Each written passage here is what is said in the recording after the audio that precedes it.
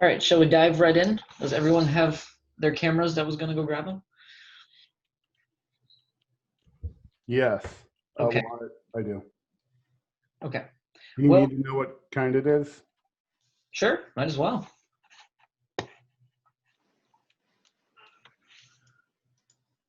Nice. I don't know what that means, but that's I don't either, but it gives me an idea. What I was trying to make sure is that everyone that's really interested in the photography kind of has a some sort of DSLR or mirrorless camera. But we'll get there. So where I want to start is, first of all, thank you everyone for joining. I'm Tim, and what I really want to hit today is this whole astrophotography business and how to get some decent photos of the night sky. And the first question you really want to ask is, what kind of pictures are you trying to take? And then how well will your camera be able to do that? Because there are a lot of things to consider when you're going out and shooting. And I'm really going to cover the more I want to say basic setup. There are things, really expensive things like star trackers. There are special types of lenses. There are special types of filters that you can put on your lens and stuff like that. So there is a lot that can get super pricey and get in the way of you thinking that you might be able to go take some cool photos of the night sky. But I'm really here to tell you that it's true, you can get some much better pictures with that, but you can already get really cool pictures with the stuff you have. And I want to start right here on this slide. This is a picture that I took, and I want to put this on you. What do you see about this picture? What are your thoughts?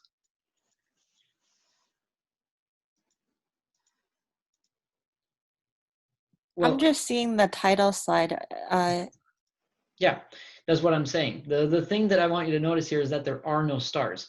And that kind of brings me to my first point, and that is, if you're going out to shoot the night sky, look for good weather. I can't emphasize this enough. Just because we went out for Eastern Washington, we drove a good amount of time, and this can happen anytime, really. Even if you plan for the best conditions and you've checked the weather report, clouds roll in. It's just how that works.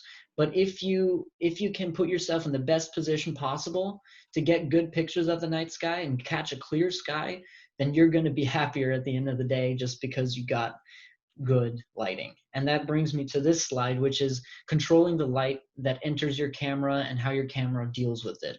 And as I said, the first thing is really catching good weather, because without good weather, you will not see stars.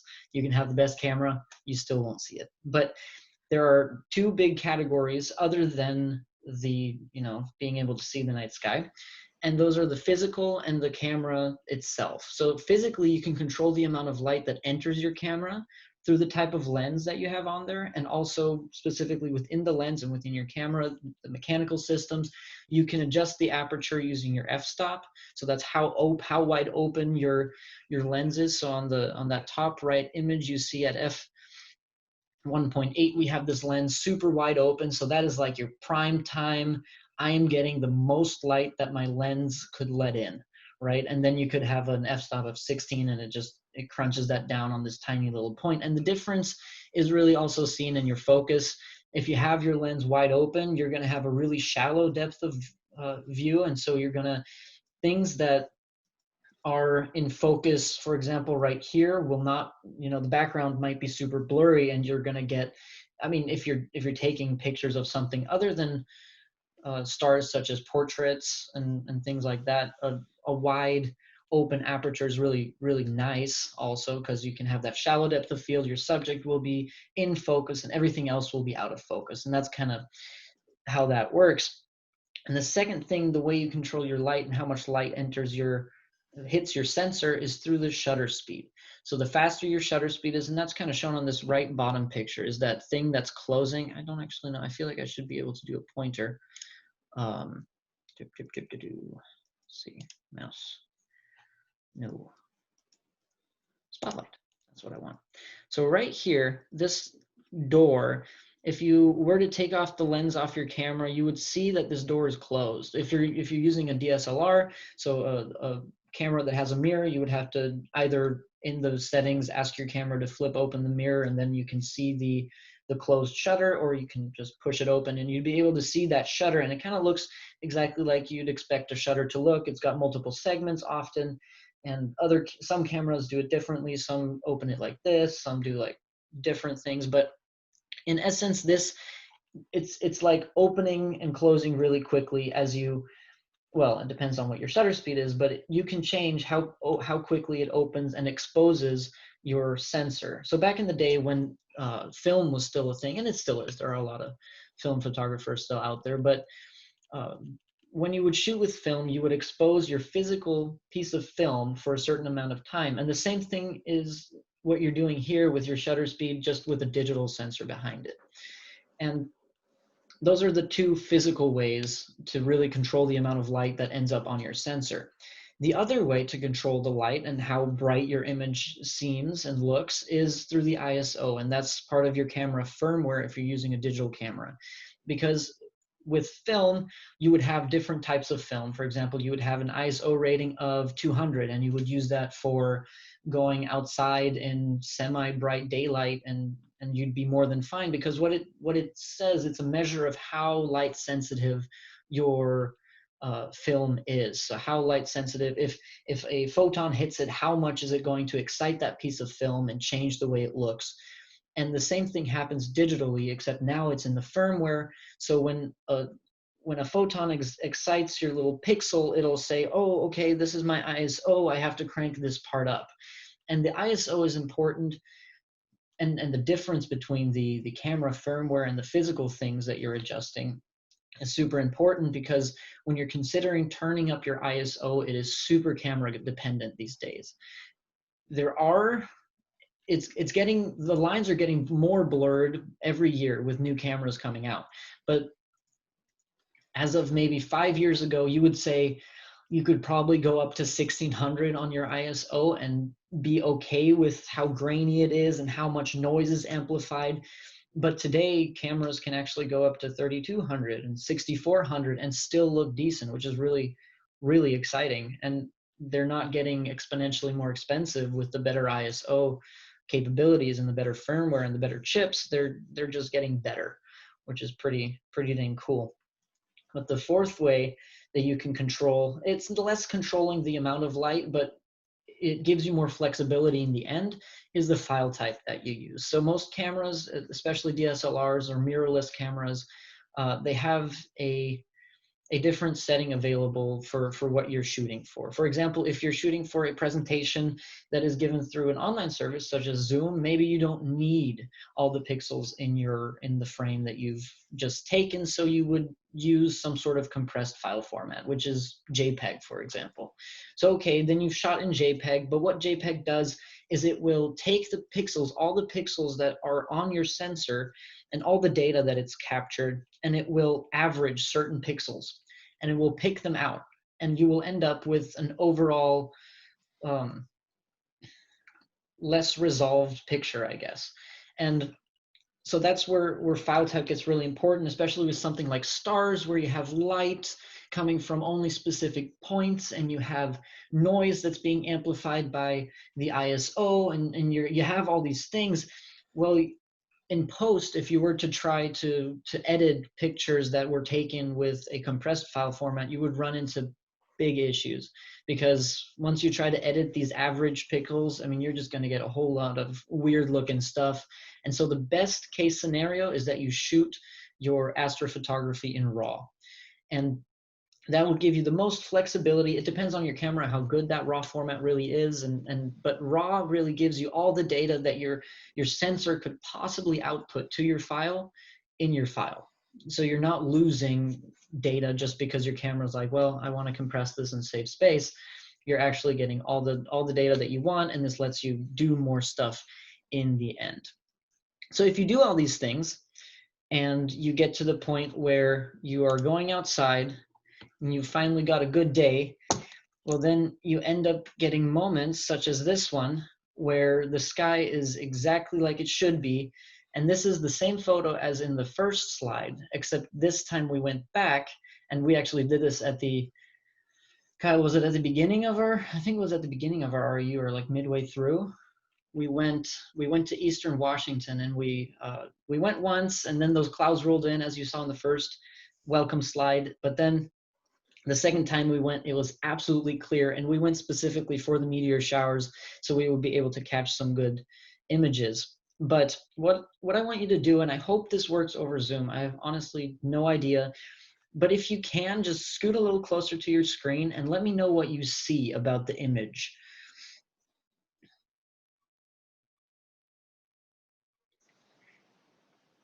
Specifically in comparison to when you look at the stars, how they're looking, and in comparison to the ground, I guess.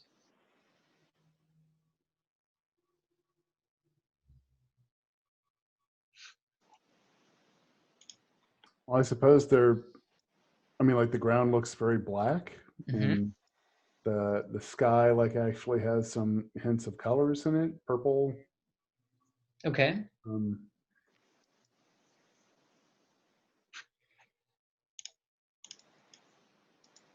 Yes. Lucas, you're absolutely right. That's kind of what I was looking for, is that they're fuzzy. And that's something when you see, and this is not, I mean, this is not something I saw when I was out there taking pictures and on my little camera screen. You probably won't be able to tell that they're that fuzzy. But there are two things that come to mind, especially after the fact. When I was looking at this, I was like, this is a great photo, but they're fuzzy and blurry. And the first thing to think about is, okay, was I in focus? And that's a majorly interesting point, because if you've ever done astrophotography before, you will notice that it's extremely hard to pull focus just because you can't really see much, especially if your camera doesn't have live view where you can just have it on your screen and do things like digitally zoom into your image. If you're only relying on the image through your viewfinder, you're going to find it very hard to get the stars in focus. So the first thing is it in focus? And in this case, I want to say it was. And that brings me to the second thing that it could be. And the second thing that it could be is the motion of the Earth. And this is motion blur, because I actually had the shutter open for 13 seconds, which is a very long time with the lens that I was using. There are certain rules. Oh man, there are some really good rules as to how long you should have your shutter open versus the type of lens that you're using from the focal length. At the time, I was using a 50mm fixed focal length lens with an f-stop of 1.8 and a shutter speed of 13 seconds. And I think the rule was something like you should have it below 8 seconds for that specific lens. And the reason is because you end up with this motion blur. And that's the reason things like star trackers exist, that you can have a really long exposure with, and they will follow the motion relative to us of the stars through the sky.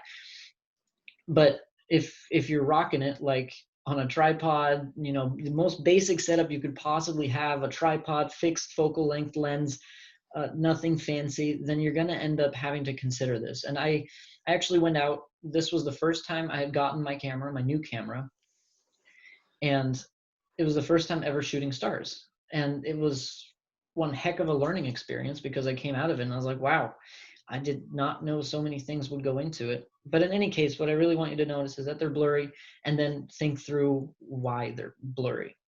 And you probably already read it, but my only rule is that you should let it take your breath away. Take a second. When you're out there taking pictures, you're capturing a really unique moment, and you're capturing the sky in a way that, I mean, many people have looked at it that way, but right now you are. And that night was especially special to me because we went out. Kyle brought the telescope, the big telescope, and we were looking at the moons of Jupiter, and we were looking at the rings of Saturn, and seeing that with your own eye is just absolutely incredible. So when you get the chance and you're out there and you're sitting underneath the stars, and most of these stars were actually visible with the naked eye, which was extra cool. So when you're sitting out there just looking up at the stars, just take a second and take it in, because it's totally worth it. The next thing I want to kind of do is I've got many pictures. This is from the same night still, but I just want to have you take a look at this one and say, I've got my camera settings on the right, the first number, let me get my little pointer thingy back. The first number right here is the shutter speed. This is how long the shutter was open. So we'll go, wait 13 seconds and then close. And this is your f-stop. So that's inadvertently controlling your aperture. So how wide open is it? 1.8 is the most that my lens can do. And it's a pretty decent number. I would, if you don't have a lens that opens to a 1.8, the things like the 50 millimeter, they call it nifty 50 for a reason. It's just one of the most useful little lenses that you can have for your camera. So if there's a single lens that I would definitely recommend getting, it's that one. But in any case, it's nothing you have to have, because you can compensate in different ways. If you have, for example, what is this one? I don't know. I think this is like it's a 2.8 to 22. So this closes super far, but it only opens to a 2.8, which, you know, you'll still get cool images, but they're going to be respectively darker because you can't let that much physical light in through your lens hole.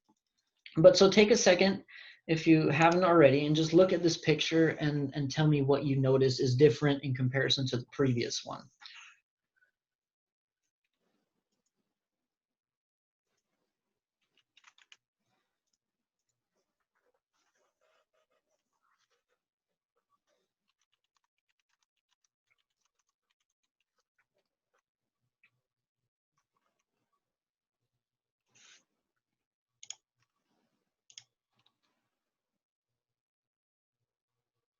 Exactly. So Lucas is saying less fuzzy, lights have more of a shape. I absolutely agree. And I'm going to make, I want to say that's what it is, but I'm not sure. But this picture was one of the pictures that I took facing almost with my camera straight up. So there was just a different angle on the Earth's rotation, and I was still at 13 seconds at the same ISO setting as before, with the same lens, with the same f-stop. The only difference is that I was facing up. And that made a huge difference on most of my images, especially also in this next one, which is my favorite out of all of them, specifically for the little thing on the bottom right. And there's kind of an interesting thing that happened, because I was not looking for taking a picture of the Andromeda galaxy. It just wasn't something I knew about specifically. And so I was just out there with my little tripod. Oh, by the way, if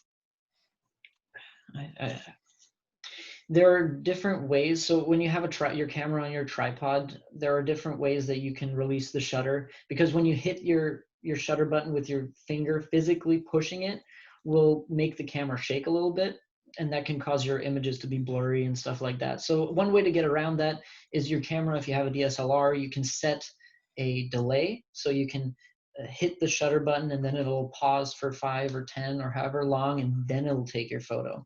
Or you can have a little remote. There are wireless remotes for cameras. There are things that are called intervalometers that are really interesting. They can do many things. They're not just shutter buttons, but they can do like time lapses. They can do, if your camera doesn't have that built in. But there are many ways to get around the whole shaking the camera when you push it. For most of my picture taking, if I was taking anything long exposure, I would just set a delay on the trigger, and then you'd be more than fine. After 10 seconds, your shake is mainly over with. But in any case, what I was trying to say with this is that I was taking pictures of some random stuff. I was just like pointing it at the sky, like derpy, derpy, derp. What am I doing? You know, just looking at weird stuff. And then after the fact, when I was home, I was like, holy crap, that's something special. And so if you're out there and you're taking pictures, might as well just go a little, you know, even if you don't quite know what you're catching, and if you have your camera in focus, I mean, just take pictures. There's so much to see in the sky, and if you kind of remember where you took what photo, you'll be like, okay, so that was whatever, north, or this was taken south, and then you can look up what is this bright light, or what is this cluster, and that's kind of part of the adventure. But this is definitely one of my favorite pictures from that night. And now I want to switch to, this was a different night. This was a few weeks later. Actually, it says 8/25. This was actually, yeah, it was just a few weeks later. And this was out in closer to Monroe.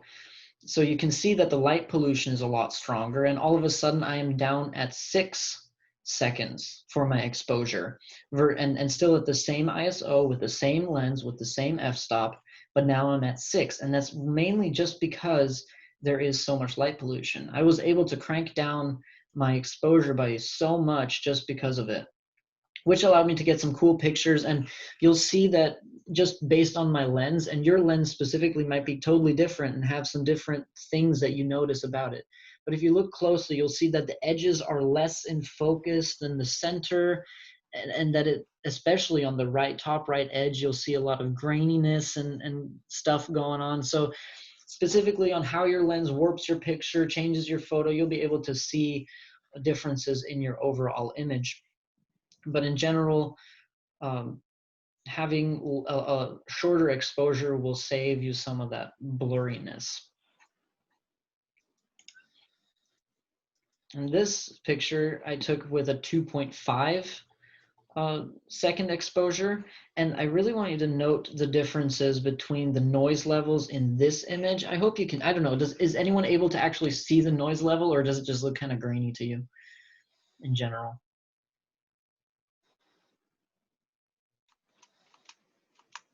And when you say the noise level, you mean like how bright the background is versus like So how, I mean, like when you look closely, if you see specks that are they're kind of like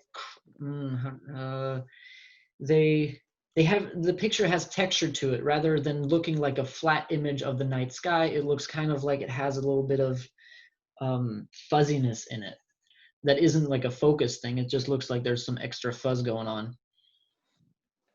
Okay, Sam says he can, but it blends with the stars. Yeah, that's very true. That's a good point. And that's one of the cool things about shooting stars, is that you can hide some of the factors that your camera might not be good at. And specifically my camera, I think I cranked it up to 3200 ISO once, and it was just not, it was not great. But the main thing I want to show here is that I'm still at that 1600 ISO, but in comparison, this photo, comparing to that this previous photo, the noise levels are completely different, simply because of the fact that I have now let less light in. So the ratio, the noise, the signal to noise ratio between what light is real and what noise your electrical system is causing, those are now completely different. So in the previous photo, the signal ratio, that's true signal coming from your sensor saying that is a light pixel, the ratio was much greater, so your light was much stronger. But in this, we've let less light in, so your noise is now being amplified more with that high ISO, and so that's something to consider as well. I mean, the whole thing about photography, and specifically astrophotography, is that you're working with so many little trade-offs. You can get a, like this lens is awesome because it opens up to 1.8, but once you're open that far, you've got a super shallow depth of field, so some things are less in focus on the corners than others. And if you have your f-stop set to something like 4 or 5 or 6 or 8, you're going to be so far closed, but everything will be in focus, except now that if you were to expose it for a very long time, you would get that motion blur. So you're really just looking at trade-offs between the physical ways of changing how much light goes in, and also your camera itself and what it's good at.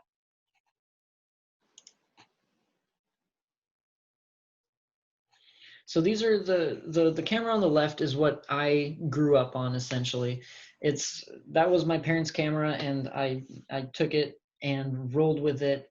But does anyone, just based on looking at these, notice or know maybe what the difference is between them?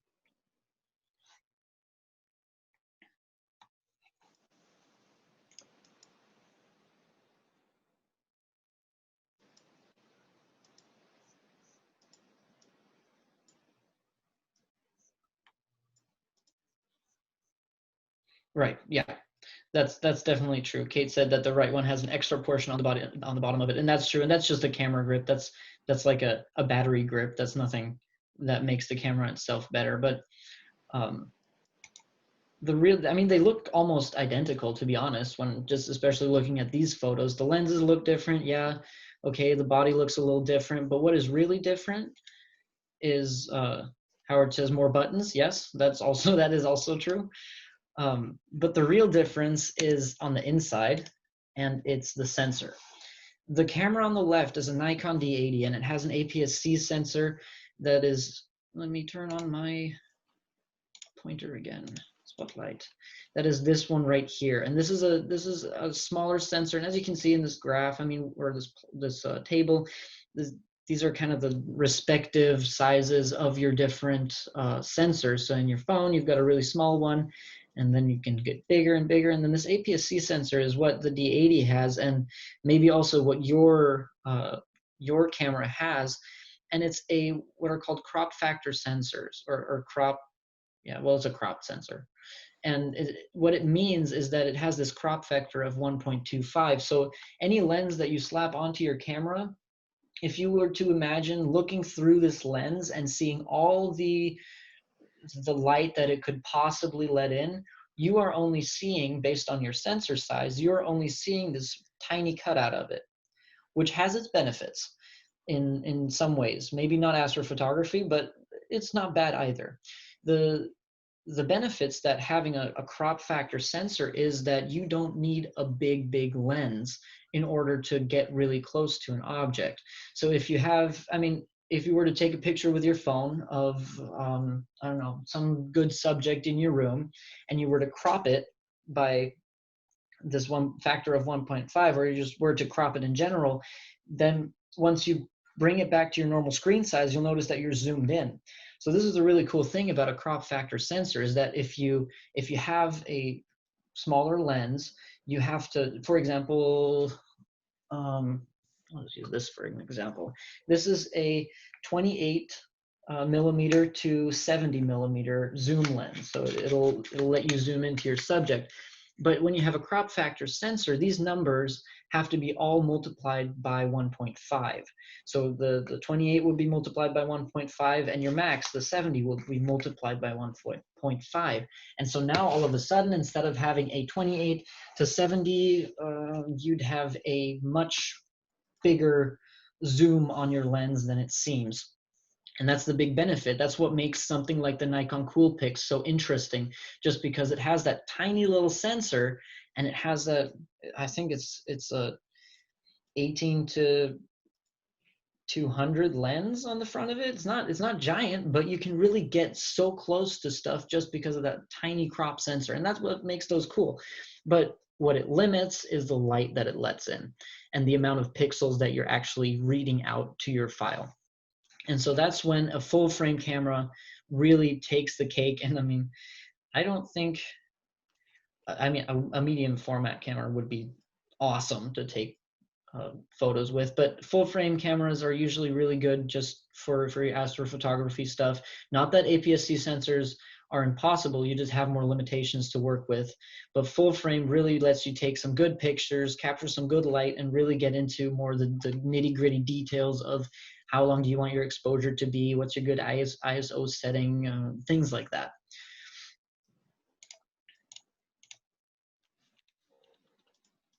Kyle said aperture. Yeah, you're actually right, Kyle, about the lenses. The one on the left, I think, is like a 3.5, a lowest f-stop of like 3.5, and then upwards from there. So yeah, you're absolutely right. So that lens on the left itself will let in less light than the lens on the right, which is that nifty 50 that I've been using for most of the photography. Oop. Okay. The last thing I want to cover are some of the coolest events coming up in the next few weeks, and this week actually. October 31st is going to be a blue moon, and it's extra perfect because that's Halloween. So having a blue moon on Halloween is kind of rare. The other one is the I always pronounce that incorrectly, but I want to say it's Perseid meteor shower that repeats every year. That's the one we were at for in Eastern Washington, taking those first. Yes, and it's a Saturday, Kyle, that's true. The Perseid meteor shower is the one we were in Eastern Washington for. Those were the first few images that we saw. And I didn't cover much of the meteor showers, but there were, I mean, you would take a picture and you would zoom in and have multiple shooting stars. It was incredible. And then December 12th to 13th is going to be really interesting because the Geminids meteor shower is going to be happening during the time of a moonless night. it's going to peak during this time this year. So you're going to be able to see the maximum amount of meteors. I think what I was looking at here in the bottom, they said 150 meteors per hour, which is really cool. And that's not exactly what happens every single time you go out there, and you have much less light pollution just because that moon is now not there. So if you're looking for some good things to take pictures of, to learn stuff with, these are great opportunities just because of how major the events are. And if you're interested in more, these sources have a bunch more other celestial events, if you will, and so you can go crazy with those. Yes, and I did read about that one, Kyle. He's saying Jupiter and Saturn are great during late summer and fall months. That's very true, and this year is extra special because at some point Jupiter is going to be super close to the moon, and actually Jupiter and Saturn are making a really close pass to each other. So that's also another interesting thing. Although I'm not sure how well you'll be able to photograph that, but that's why I omitted it from the list. But it's still a super interesting event, and if that's something you're interested in to go out and see and bring your camera along with, then I mean, do it. The last thing I want to say is that if you're looking into like getting into astrophotography, a lot of people are there are a lot of websites and stuff like that that have great tips, but there are also going to be those that tell you, oh, you need this equipment, oh, you need that equipment. And if you already have a DSLR or a mirrorless camera, but you don't have something like a tripod, I would say don't worry about it. I mean, if you can set up a rock that your camera is propped up, or get creative with some spare wood that you have lying around so you can build a fixture for your camera and just sit on the ground and stare up at the stars, then that is more than sufficient. Don't let anything hold you back from taking the pictures that you want to take just because you think you need better gear, or better gear always makes good pictures easy. But if you have gear, I would say just go out and shoot, try to get some experience, and then and have fun with it. That's the most important part about any sort of photography, and also astrophotography.